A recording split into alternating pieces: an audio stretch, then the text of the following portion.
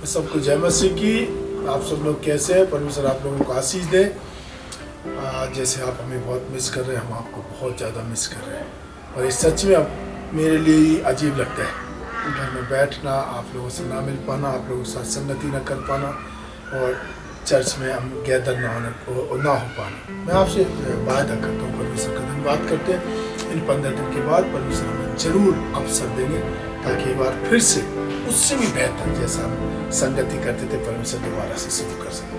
मैं आज आपसे बात करना चाहता हूँ परमेश्वर के वचन, रोमियो की पत्री, उसका 8 अध्याय, उसके 18 वचन से। मैं उसके कुछ 1-2 वचन को आप लोगों से कुछ बातचीत करना चाहता हूँ। खासकर हम देखते हैं परमेश्वर वचन, रोमियो की पत्री, उसके 8 अध्याय, उसके 18 वचन में ऐसा लिखा हुआ है।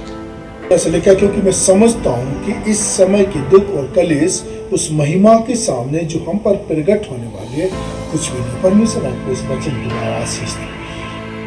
ये बात फैक्ट है कि इन दिनों में जो हम घर के अंदर बंद हैं, इन दिनों में बहुत सारी समस्याएं हमारे जीवन में, बहुत सारी चीज़ें जो काम हम करना चाहते थे वो नहीं कर पा रहे, बहुत सारे जो हमारे जीवन की अचीवमेंट है जिनको पाना चाहते थे वो नहीं कर पा रहे। पर आप विश्वास करें, जो कुछ आपने अपने मन में, जो कुछ आपने अपने हृदय में सोच रखा था, परमेश्वर उसको पूरा करने जा रहे हैं बहुत जल्दी। तक आपने इसी रोमियो की पत्री के 8 अध्याय को अगर आप आगे पढ़ेंगे तो उसमें लिखा है परमेश्वर हमारी कल्पना को सिद्ध करने वाले परमेश्वर। आप फिक्र ना करें, जो आप बिस्तर के ऊपर लेटे लेटे कल्पनाएं करते हैं, जो आप चलते फिरते कल्पनाएं करते हैं, जो आप प्रार्थनाओं में कल्पनाएं करते हैं, जो आप परमेश्वर के वचन को मनन करते हैं, कल्पनाएं करते हैं, परमेश्वर तैयार है उन कल्पनाओं को पूरा करने के लिए। याद रखना, परमेश्वर हमें इन दिनों में इसलिए विश्राम, याद रखना कि हम एक समय तक हम विश्राम के लिए तरसते थे, हमारे पास समय नहीं था इस विश्राम की। परमेश्वर ने हमें विश्राम दिया और परमेश्वर अपने विश्राम की अहमियत को हमें समझाना चाहते हैं। याद रखना, अगर हम उस विश्राम की बात करें जिसमें मैंने और आपने प्रवेश करना है, तो उस विश्राम में क्या हो? हम परमेश्वर की उपस्थिति में रहेंगे, परमेश्वर के प्रकाश में चलेंगे फिरेंगे। हम जैसे कि प्रकाशित वाक्य पत्री के अंदर अगर देखते, परमेश्वर के चेहरे के प्रकाश में हम चलेंगे फिरेंगे।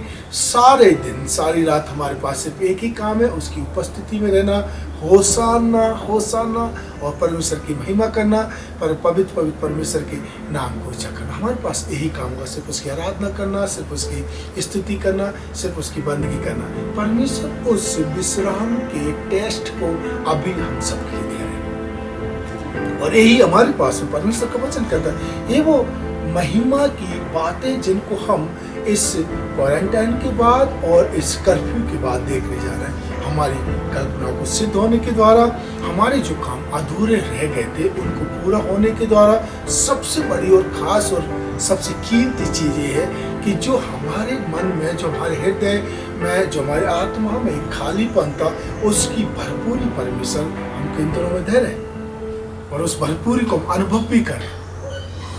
दुनियावी निराशा है, दुनियावी हमारे बीच में कलेश है, दुनियावी बहुत सारी मुश्किल घटनाएं, तकलीफ और पीड़ा है, पर याद रखना वो महिमा जो हमारा इंतजार कर रही है, उसके आगे धोखे, तकलीफ, मुश्किल घटनाएं, समस्या, पीड़ा कुछ नहीं लगती। मैं आपको बताना चाहता हूँ चीज़ों, देखिए घटना आपने बाइबल में पढ़ी होगी, निर्गम की पत्री उसके 15 अध्याय के अंदर कि जब मूसा लाल समुद्र क्रॉस करने के बाद में जब दिन में वो पैदल चल रहे थे, है ना, और अभी ताज़ा बहुत बड़ा परमेश्वर ने चमत्कार किया था कि सारी मिस्र की फौज डूब मरी, है ना, और परमेश्वर ने उनमें से किसी को भी घायल नहीं होने दिया था। परमेश्वर ने किसी इजरायली को उनके द्वारा छूने नहीं दिया, है ना।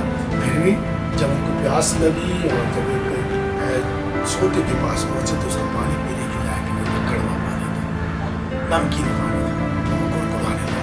हालांकि परमेश्वर ने पहले ही उनको बोला था, वो मूसा ने पहले ही उनको समझाया था कि परमेश्वर की परीक्षा मत करना, कहीं ऐसा ना हो कि तुम सके थे, कहीं ऐसा ना हो कि तुम परीक्षा उल्टी की परीक्षा हो। यहाँ पर नहीं, उनके अंदर जो खड़वाहट भरी होती है, उनके गलत और कड़वे अनुभवों की वजह से बार बार परमेश्वर की परीक्षा करते थे, परमेश्वर की परीक्षा करते हैं। और सेम वैसे परमेश्वर उनको बताया कि ठीक है, मूसा को बताया ऐसा करो, फलानी वनस्पति ले उसको, तो उसमें पानी में डाल और पानी पीने के लायक हो जाएगा। परमेश्वर ने वैसा ही किया और मूसा ने वैसा ही किया और परमेश्वर के धन्यवाद को पानी पीने के लायक हो गया। आपको पता है, उसी कुछ ही फासले पर ऑलरेडी उन इजराइलियों को पिलाने के लिए परमेश्वर ने 12 सोते का अरेंजमेंट किया हुआ था और 70 खजूर के पेड़ उनका इंतजार कर रहे थे। परमेश्वर सिर्फ उनको पिलाना ही नहीं चाहता था, परमेश्वर उनको अच्छे फल से भी गिरफ्त करना चाहता था। मैं आपको बताना चाहता हूँ ये समय पेशेंस का समय, इस समय धैर्य का समय, समय धैर्यवंत बनने का। परमेश्वर का वचन कहता है जो अंत तक धीरज धरेगा वो श्रीमन ही होगा। परमेश्वर का धन्यवाद करते हैं राजा के राजा, हमें करना है उसका धन्यवाद, क्योंकि परमेश्वर हमको श्रीमनी बनाना चाहते हैं। परमेश्वर हमको बादशाह के देश में पहुँचाना चाहते हैं। परमेश्वर हमको उस कनान में लेकर जाना चाहते हैं। परमेश्वर हमें वहाँ पर पहुँचाना चाहते हैं जहाँ पर हमें किसी भी भली वस्तु की कोई घटी नहीं होगी, जहाँ पर ना कोई दुख होगा, जहाँ पर ना कोई पीड़ा होगी, जहाँ पर ना रोना होगा, ना ही जहाँ पर दांत पीसना होगा। तो क्या फर्क पड़ता है इन छोटे से कलेशों में से होकर गुजरने में? क्या फर्क पड़ता है छोटी सी तकलीफों में से होकर गुजरने में?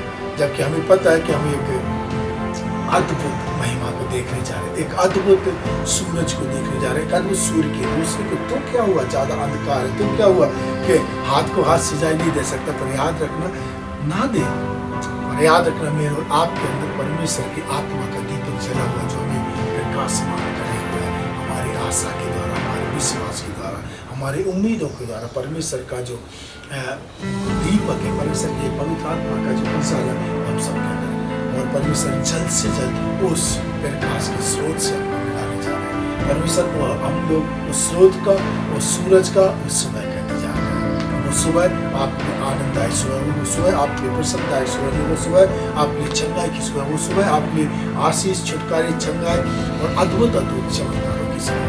परमेश्वर आपको आशीष दे।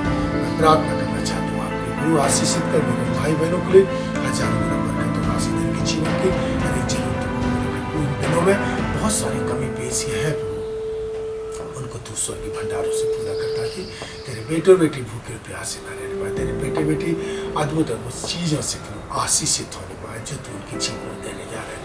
फिर वो अपना ढांढस दे इनको, फिर वो धैर्य बनाए रखने में इनकी मदद और सहायता कर, विश्वास में मजबूत बनाए रखने, बने रहने में इनकी मदद और सहायता कर। तेरा धन्यवाद मेरी प्रार्थना को सुनने के लिए प्रभु। जबकि आज इस महीने का पहला संडे इस महीने के सब मेरे भाई बहनों को आशीष का कारण बन। मैं प्रार्थना करता हूँ राजाओं के राजा, मेरा प्रार्थना करता हूँ सबके चंगाई का, छुटकारे का और आशीष का कारण बन जाए। उसके लिए प्रार्थना करता हूँ राजाओं के राजा, इन सबको हर एक कोरोना की समस्या, उसके से रिलेटेड तमाम इन्फेक्शन और तमाम बीमारी दर पीड़ा तकलीफ से सबको बचा। सारा आदर, सारा सम्मान, सारी महिमा पूरी में आपको देता हूँ। प्रार्थना सुनने के लिए आपको धन्यवाद करता हूँ। यीशु मसीह आमीन। हम सबके साथ पिता परमेश्वर का प्रेम, पवित्र आत्मा की सहभागिता, हम सारे विश्वासी और कलीसिया और साथ यीशु मसीह के द्वारा आगमन तक हमेशा के साथ बने रहे। आमीन।